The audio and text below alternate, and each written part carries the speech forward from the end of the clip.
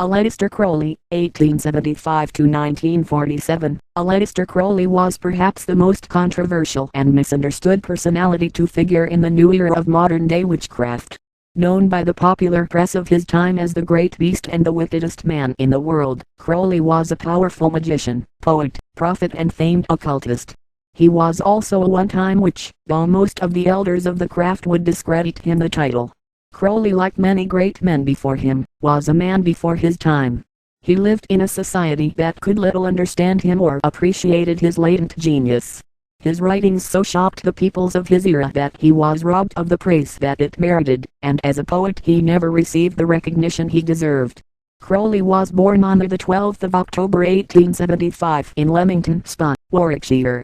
His parents Edward Crowley and his wife Emily were wealthy brewers and the epitome of respectability. They were also devout Christians and staunch members of the Plymouth Brethren sect.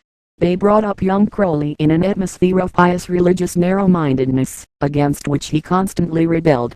His whole life thereafter seems to have been a revolt against his parents and everything they stood for. His father died when he was 11 years old. After the death of his father, Crowley inherited the family fortune and went on to be educated at Trinity College, Cambridge. There he wrote and studied poetry. He loved the outdoors life and was a capable mountain climber, in pursuit of which he attempted some of the highest peaks in the Himalayas. In 1898 he published his first book of poetry called Aceldama, A Place to Bury Strangers In, a philosophical poem by a gentleman of the University of Cambridge in 1898. In the preface he describes how God and Satan had fought for his soul and states, God conquered and now I have only one doubt left and which of the twain was God? It was, while he was at Trinity, that Crowley became interested in the occult, and with his roommate Alan Bennett, they began to study whatever they could. Crowley soon discovered that he was excited by descriptions of torture and blood. He liked to fantasize about being degraded and abused by a scarlet woman, one who was dominant, wicked and independent. One of the books he read about this time was by the author Arthur Edward Waite, entitled The Book of Black Magic and of Pacts. It hinted at a secret brotherhood of occultists, and Crowley became even more intrigued. He wrote to Waite for more information and was referred to The Cloud Upon the Sanctuary and by Karl von Exkarchausen.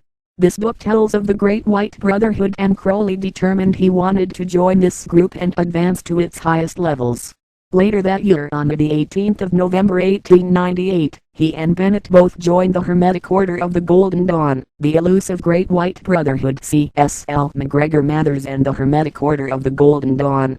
In 1899 Crowley is reported to have become a member of one of old George Cockingill's hereditary covens situated in the New Forest, although apparently he was not welcome for long. See old George Cockingill. It is alleged that he obtained his second degree before being dismissed due to his contemptuous attitude toward women, failure to attend rituals with regularity, his personal ego and sexual perversion. Crowley had a bias toward homosexuality and the bizarre, shocking during his time even amongst witches. The priestess of his coven later described him as a dirty-minded, evilly disposed and vicious little monster. As well as being dismissed and outcast by the New Forest witches, all was not well within the Golden Dawn. By this time Crowley had moved out of Trinity College without earning his degree, and taken a flat in Chancery Lane, London. There he renamed himself Count Vladimir and began to pursue his occult studies on a full-time basis. Crowley had a natural aptitude for magic and advanced quickly through the ranks of the Golden Dawn, but the London Lodge leaders considered him unsuitable for advancement into the Second Order. Crowley went to Paris in 1899 to see C.S.L. MacGregor Mathers, the then head of the order, and insisted that he be initiated into the Second Order. Mathers at the time was experiencing growing dissension to his absolute rule from London, and sensed in Crowley an ally. To the consternation of the London Lodge he readily agreed to Crowley's request and initiated him into the Second Order. However, their allegiance wasn't an easy one, for Mathers, like Crowley, was a powerful magician and both were intensely competitive.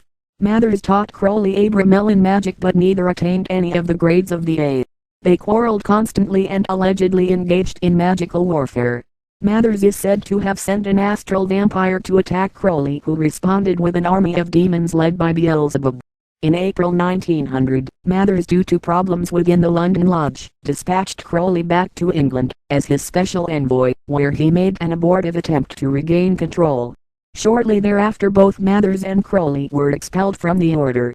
Crowley began to travel, mostly in the East, studying Eastern occult systems and Tantric Yoga. He also studied Buddhism and the I Ching. Then for a time he lived in an isolated setting near to Loch Ness in Scotland. In 1903 he met and then married Rose Edith Kelly, sister of the well-known artist Sir Gerald Kelly. She bore him one child. While they were on holiday in Egypt the following year, April 1904, he and Rose took part in a magical ritual during which he alleges to have received a message from the gods. As a result of this communication he wrote down the first 3 chapters of his most famous book Liber Legis, the Book of Law. This book contains his oft-quoted dictum, "Do what thou wilt shall be the whole of the law." Love is the law, love under will, upon which Crowley based the rest of his life and teachings. In 1909 Crowley began to explore levels of the astral plane with his assistant, a poet called Victor Newberg. They used Enochian magic. Crowley believed he crossed the abyss and united his consciousness with the universal consciousness. He describes the astral journeys in The Vision and the Voice, which was first published in his periodical The Equinox and then posthumously in 1949.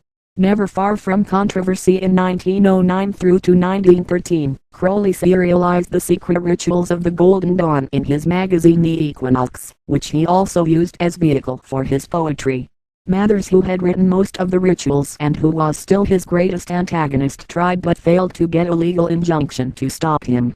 His action only served to gain Crowley more press publicity and notoriety.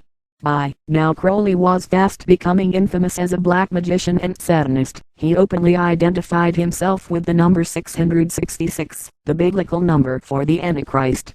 He also kept with him a series of scarlet women. The best known of these was Lead Hersig, the so-called Ape of Thoth. Together they would indulge in drinking sessions, drugs and sexual magic. It is believed that Crowley made several attempts with several of these women to beget a magical child, none of which worked, and instead he fictionalized his attempts in a book called Moonchild, published in 1929. In 1912 Crowley became involved with the British section of the O.T.O. The Ordo Tempel Orientis, or Order of the Temple of the East, a German occult order practicing magic. He then moved and lived in America from 1915 to 1919, moving again in 1920 to Sicily, where he established the notorious Abbey of Filina et Cephalou.